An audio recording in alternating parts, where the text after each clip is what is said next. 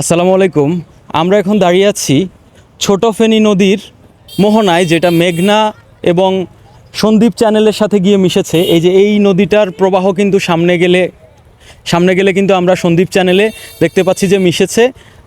আর এইখানে আমার পিছনে আপনারা দেখতে পাচ্ছেন গত 3 দিন আগে 26 তারিখে কিন্তু এই জায়গায় এখানে মুছাপুর ক্লোজার রেগুলেটর ছিল, এইখানে রেগুলেটর ছিল এবং রেগুলেটরের এখন কিন্তু ধ্বংসাবশেষ ছাড়া কিন্তু এখন আর কিছুই দেখা যাচ্ছে না। আমরা গত 3 দিন আগে যখন বন্যার পানি, ইন্ডিয়া থেকে যে বন্যার পানি এসেছিল, সেটা ছোটফেনী নদী হয়ে যখন এই চ্যানেলের এই পাশ দিয়ে মেঘনা নদীর মাধ্যমে বঙ্গোপসাগরে পতিত হচ্ছিল, তখন কিন্তু এই চ্যানেলটা পানির তোড়ে ভেঙে গিয়েছে এবং একদম নিশ্চিহ্ন হয়ে গিয়েছে। এটা 2005 সাল থেকে 2009 সাল পর্যন্ত এই চ্যানেলটা করা হয়েছে। আজকে এই চ্যানেলটার বয়স প্রায় 15-16 বছর। এই রেগুলেটরটার বয়স, এই রেগুলেটরটা কিন্তু এখন আর নেই। আমরা দেখতে পাচ্ছি ধ্বংসাবশেষ দেখা যাচ্ছে কিছু, এর বাইরে কিন্তু এই রেগুলেটরের আর কিছুই অবশিষ্ট নেই।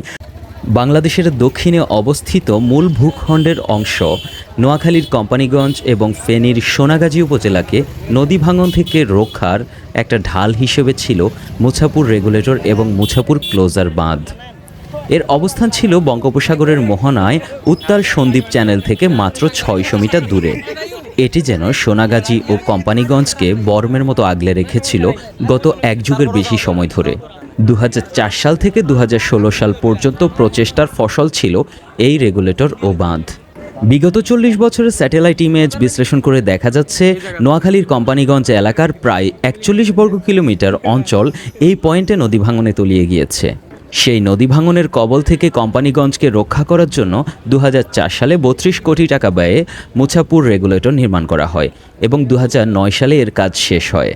একই সাথে নদী ভাঙন রোধের বৃহত্তর পরিকল্পনার অংশ হিসেবে মুছাপুর রেগুলেটর বাঁধ নির্মাণের কাজ শুরু হয় 2006 সালে, কিন্তু নানা প্রতিকূলতার কারণে এবং প্রবল স্রোতের কারণে অনেক ঠিকাদারি প্রতিষ্ঠান কাজ শেষ করতে ব্যর্থ হয়।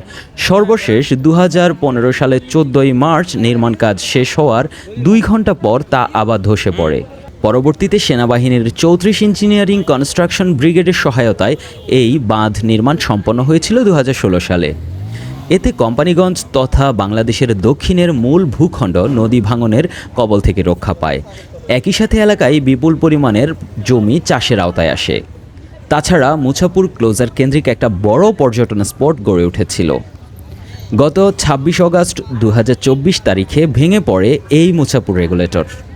এখন যদি এই রেগুলেটর দ্রুত পুনর্নির্মাণ করা না হয়, তাহলে কোম্পানীগঞ্জ এবং সোনাগাজীর রক্ষা কবচ মুছাপুর ক্লোজার বাঁধ বিলীন হওয়া সময়ের ব্যাপার হয়ে দাঁড়াবে।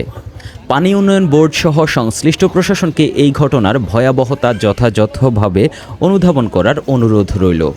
একই সাথে এই মুছাপুর রেগুলেটর কেন ভেঙে গেল, শুধুই কি পানির চাপ ছিল নাকি অন্য কোনো কারণ ছিল, তা যথাযথ অনুসন্ধানের জন্য উচ্চ ক্ষমতা সম্পন্ন একটি তদন্ত কমিটি গঠন করার অনুরোধ রইল।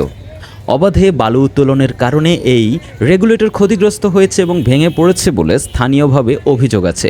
এই ব্যাপারটা সুরাহা করারও অনুরোধ রইল।